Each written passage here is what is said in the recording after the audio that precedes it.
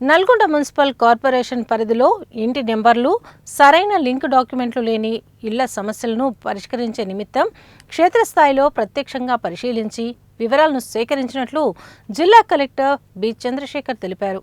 ఈ విషయంపై ఆయన నల్గొండ మున్సిపల్ కార్పొరేషన్ పరిధిలో పర్యటించారు.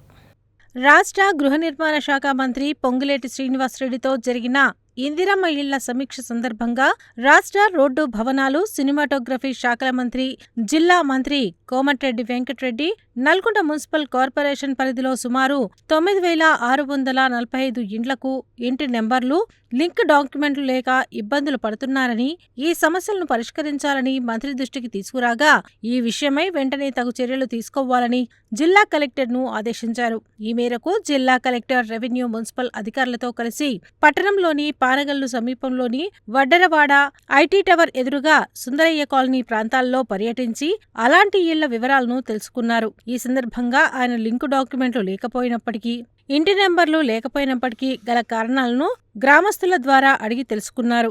జిల్లా కలెక్టర్ వెంట Nalgonda RDO Y. Ashok Reddy, municipal commissioner Sarath Chandra తదితరులు ఉన్నారు.